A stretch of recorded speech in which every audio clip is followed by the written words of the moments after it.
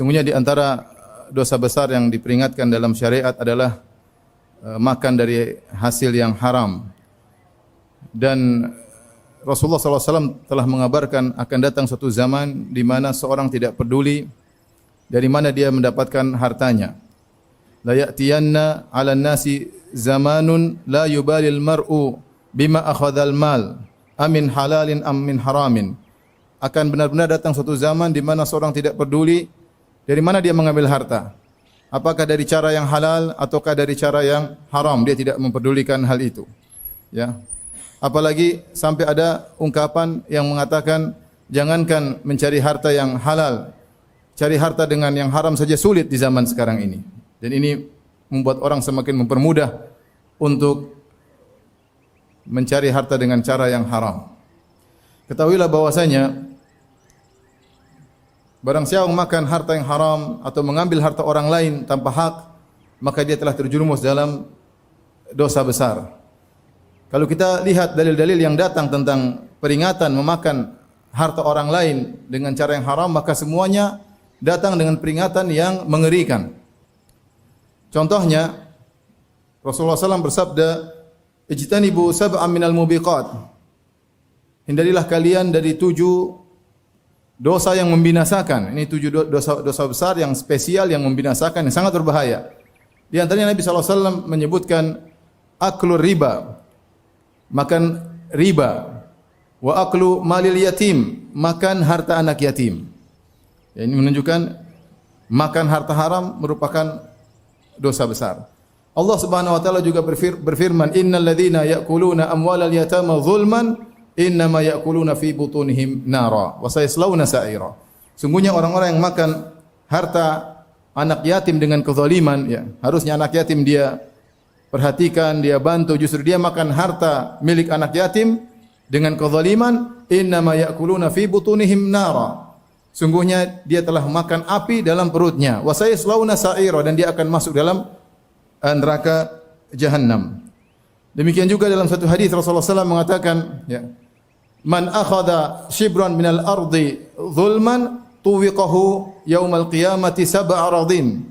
Barang siapa yang mengambil sejengkal tanah milik orang lain dengan kezaliman, ya, mau dia jual, mau dia apain, dia ambil satu jengkal saja, ya, maka akan dipikulkan kepadanya pada hari kiamat 7 lapis bumi. Ya. Ini ancaman yang sangat berat. Demikian juga dalam satu hadis Rasulullah SAW bersabda, "Man iqtata'a haqqa imri'in muslim biyaminihi faqad aujaballahu lahun nar." Barang siapa yang bersumpah untuk mengambil sepotong harta orang lain, ya, dengan kezaliman, maka hal itu telah mewajibkan dia masuk neraka Jahannam, wa harrama alaihil jannah, dan mewajibkan dia untuk haram masuk surga. Faqala lahu rajulun, ada seorang berkata kepada Nabi, "Wa in kana syai'an yasiran." Ya Rasulullah, meskipun yang diambil cuma sedikit dari orang lain tersebut. Kata Nabi SAW, "Wa in qadiban min araq." Meskipun yang dia ambil hanya sebatang kayu siwak, mewajibkan dia untuk masuk neraka Jahannam. Demikian juga, ya, terlalu banyak dalil yang menunjukkan bahwasanya makan harta haram adalah dosa besar. Dan inilah ciri-ciri orang Yahudi. Kata Allah Subhanahu wa taala, "Akaluna lisuhat." Kerjaan mereka adalah makan dari hasil yang haram. Karenanya, ma'asyiral muslimin yang dirahmati Allah Subhanahu wa taala, di sana ada praktek-praktek makan harta haram yang tersebar di masyarakat yang ingin saya ingatkan pada kesempatan kali ini. Semoga Allah Subhanahu wa taala menjauhkan kita dari perbuatan-perbuatan tersebut, dan semoga kita bisa menjaga mulut kita agar tidak makan kecuali dari harta yang kita yakin akan kehalalannya. Di antara praktek-praktek yang tersebar di masyarakat yang merupakan bentuk makan dari harta haram, di antaranya misalnya seorang bekerja di suatu perusahaan atau di suatu instansi atau menjadi pegawai negeri, ya. Kemudian dia tidak bekerja full sesuai waktu yang telah ditugaskan kepada dia. Seharusnya sehari misalnya dia kerja 8 jam, ternyata dia cuma kerja 6 jam. Ya, 2 jam dia datang terlambat, kemudian dia pulang lebih cepat. Sementara dia menerima gaji secara full. Dia menerima gaji 100%. Maka ketika itu ada 25% harta haram yang dia makan. Ya, ini terjadi di masyarakat dan ini berlaku bagi pegawai negeri, bagi orang-orang yang kerja di perusahaan-perusahaan swasta. Kalau mereka sudah punya ikatan janji dengan bosnya atau ownernya dan al-muslimuna ala syurutihim, dan kaum muslimin berdasarkan kesepakatan mereka, lantas ternyata dia tidak kerja sesuai dengan waktu yang telah ditentukan, berarti dia makan harta haram karena dia tidak kerja dengan waktu yang telah ditetapkan. Maka waspada. Kemudian di antaranya bentuk praktek makan harta haram adalah seorang dia memposisikan dirinya sebagai wakil, ternyata dia mengambil keuntungan tanpa diketahui oleh muwakil yang mewakilkannya. Contoh sederhana. Seorang bilang kepada kawannya, "Tolong kamu belikan saya sebuah motor," ya. Ya, berarti dia minta tolong, ya. Kawannya tersebut yang akan bantu dia beli motor bukan sebagai penjual. Ternyata kawannya tersebut ngambil motor di toko, misalnya harganya 15 juta, kemudian dia markup, dia jual ke temannya dengan harga 17 juta, dia ambil untung 2 juta tanpa diketahui oleh kawannya tersebut. Kawannya menyangka dia ini hanya membantu. Bukan sebagai penjual, karena dia bilang tolong kau carikan, kecuali kalau dia bilang kau silakan cari motor, nanti saya kasih kamu upah 2 juta. Sementara kawannya tersebut memposisikan dirinya seakan-akan sedang membantu, lantas dia mengambil untung tanpa memberitahu kepada teman yang pertama tadi, maka dia telah makan harta haram. Ini juga terjadi di perusahaan, misalnya perusahaan memiliki anak buah yang dia bagian pengadaan, mengadakan barang dari sana dari sini, kemudian dia pandai menawar. Dia cari barang-barang yang murah, kemudian dia laporkan kepada ownernya atau atasannya dengan harga normal, padahal dia mendapati harga lebih murah daripada itu. Selisih harga tersebut dia masukkan dalam kantongnya. Ini hukumnya haram, ini harta haram karena dia posisi sebagai wakil. Lain halnya kalau dia sebagai penjual, ya terserah dia mau untung berapa, terserah dia. Ini banyak terjadi. Dia bagian pengadaan, ya. Kemudian dia mendatangkan barang dengan harga normal, padahal dia ambil keuntungan di balik itu semua. Bahkan di antara mereka ada yang bikin perusahaan palsu, seakan-akan dia owner, padahal itu hanya perusahaan palsu untuk menipu bosnya. Ini bentuk, ya, makan harta haram. Ya. Maka kalau seorang membantu orang lain, ya dia harus jelaskan, ini saya dapat harga lebih murah. Kalau enggak, dia posisikan dia sebagai penjual, kamu ambil dari saya berapa? Nah, berarti kalau dia memposisikan dia sebagai penjual, enggak ada masalah dia ngambil untung. Tapi di antaranya bentuk makan harta haram seperti seorang meminjam utang dengan dia tidak mengembalikannya. Kata Nabi SAW, "Man akhadha amwalan nas yuridu ada'aha adallahu anhu, wa man akhadha amwalan nas yuridu itlafaha atlafahullah." Barang siapa meminjam uang orang lain, harta orang lain, dan dia ingin niatnya untuk mengembalikannya, niscaya Allah akan memudahkan dia mengembalikannya. Dan barang siapa meminjam uang dari orang lain dengan niat tidak untuk mengembalikannya, maka Allah akan hancurkan dia. Allah akan hancurkan dia. Kalau dia tidak hancur di dunia, dia akan hancur di alam barzakh sebelum di neraka jahanam. Lihatlah bagaimana Nabi SAW pernah tidak mau salat gara-gara ada seorang belum bayar hutang. Rasulullah tidak mau salatkan dia. Maka seorang kalau minjam uang dari orang lain, dia harus niatkan untuk mengembalikannya. Bahkan seorang yang menunda-nunda bayar hutang dikatakan zalim oleh Nabi SAW. Kata Rasulullah SAW, "Matalul ghani zulmun." Seorang yang mampu bayar hutang tapi dia tunda-tunda bayar hutang sementara sudah jatuh tempo, berarti dia melakukan kezaliman. Semakin dia menunda, maka argo, dosa, kezaliman berjalan terus bagi dia. Maka seorang waspada. Ini biasa orang kalau sudah pinjam uang, kemudian sudah jatuh tempo dia tidak bayar. Kenapa? Dia ingin beli barang-barang lain, sehingga orang yang tadi butuh uang akhirnya malah ngemis-ngemis kepada dia. Ini terjadi, sebagian orang tidak beradab, membalas air susu dengan air tuba. Orang sudah baik meminjamkan uang kepada dia, maka dia balas dengan keburukan, menunda-nunda pembayaran. Maka hati-hati, apalagi kemudian dia ngambil uang tidak dikembalikan, dia makan harta yang haram. Kemudian di antara hal yang sangat mengerikan tersebar juga di masyarakat adalah al-gulul. Apa itu al-gulul? Al-gulul adalah mengambil harta milik negara atau milik masyarakat umum untuk kepentingan pribadinya, padahal itu adalah harta negara. Di antaranya pegawai negeri yang menerima hadiah dari masyarakat. Kenapa masyarakat berikan dia hadiah? Karena dia status sebagai pegawai negara. Seandainya dia statusnya bukan pegawai negara, maka tidak ada yang kasih dia hadiah. Di zaman Nabi SAW ada seorang namanya Ibnu Lutbiyah, ditugaskan oleh Nabi SAW untuk mengambil harta zakat. Kemudian setelah dia mengambil harta zakat, dia serahkan harta zakat kepada Nabi dan dia berkata, ini adalah harta kaum muslimin dan ini ma uhdiyali, adapun ini hadiah yang diberikan kepadaku.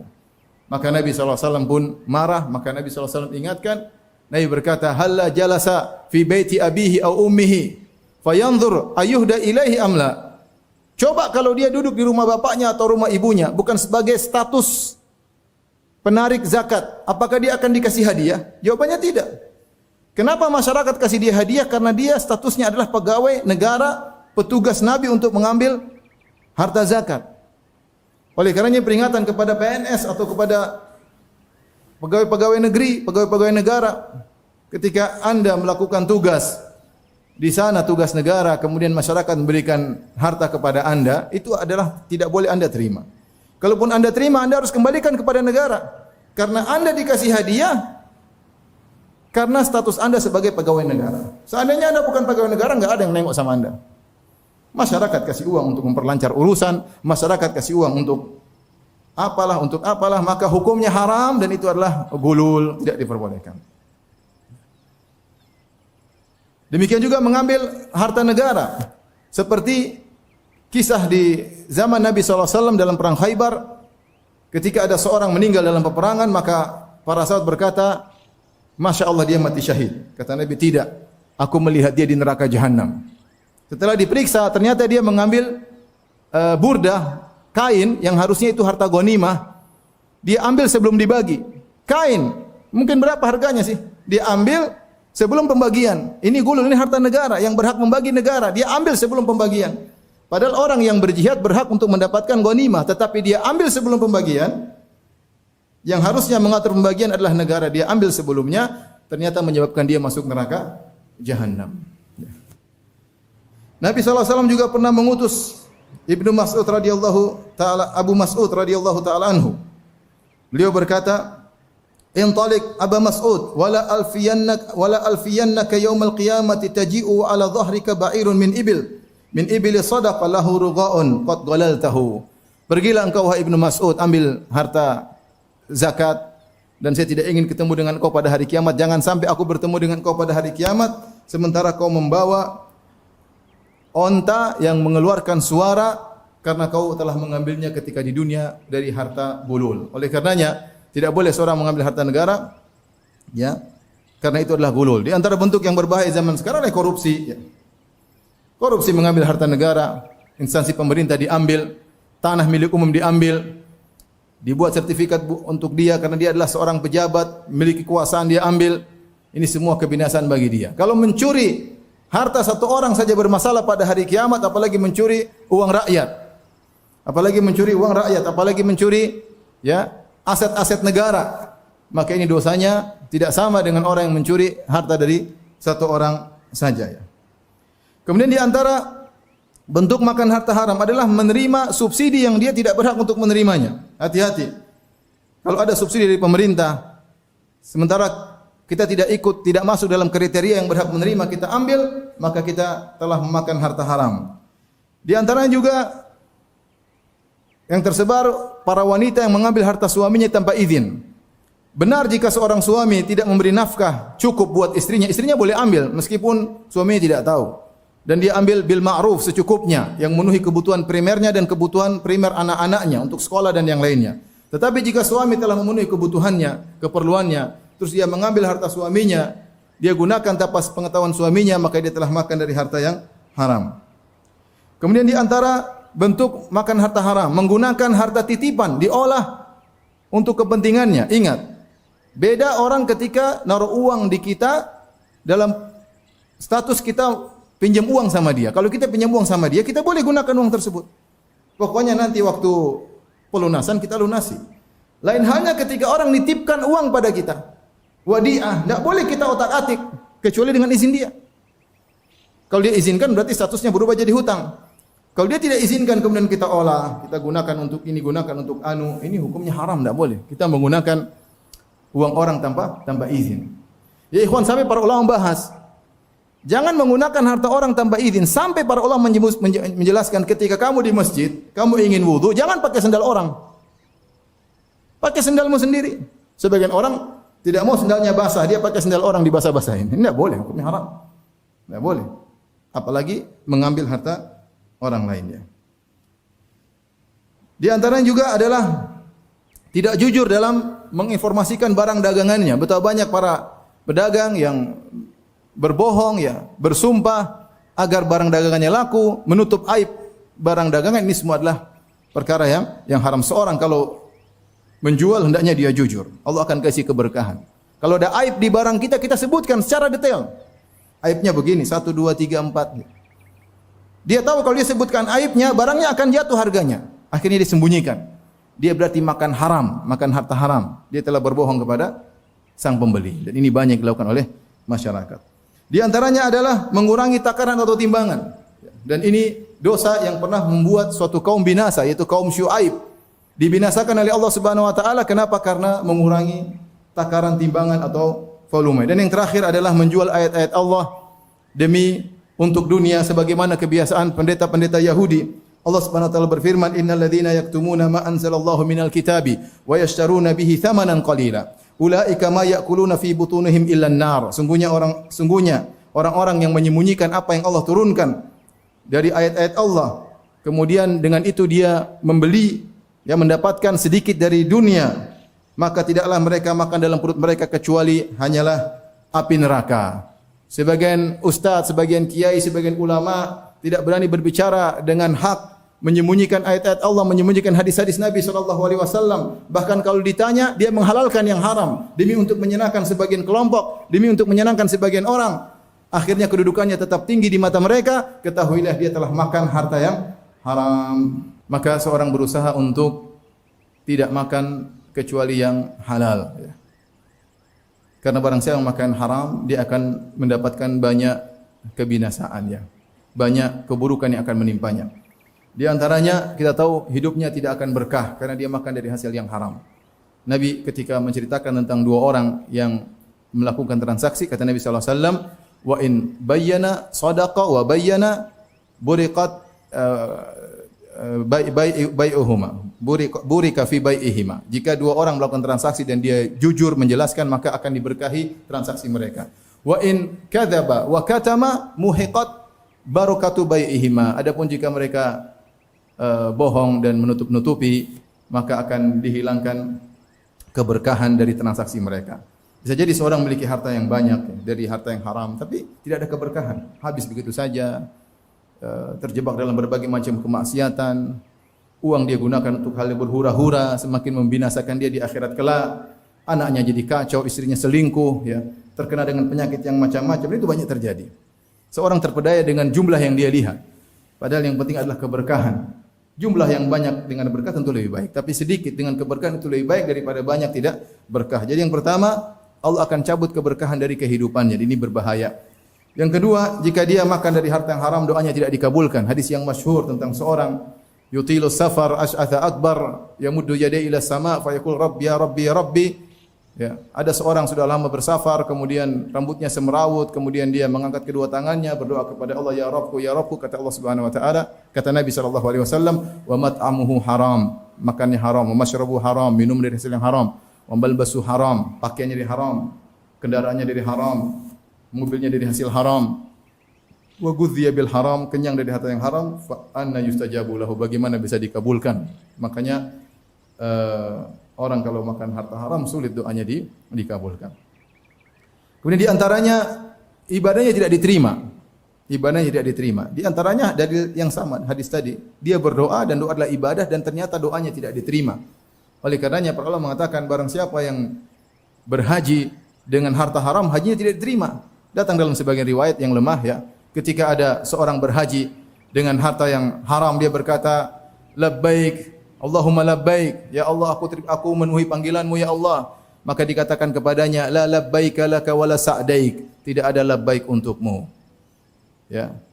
Kenapa? Dia berhaji dengan harta yang haram. Maka seorang kalau makan dari hasil harta haram bisa jadi ibadahnya tidak diterima oleh Allah Subhanahu wa taala. Yang terakhir yang berbahaya adalah Kalau kita makan dari hasil yang haram, kita terancam dengan neraka jahanam. Ya. Kullu lahmin nabata an suhtin fannaru aula bihi. Setiap daging yang tumbuh dari harta yang haram maka lebih utama disentuh oleh api neraka jahanam.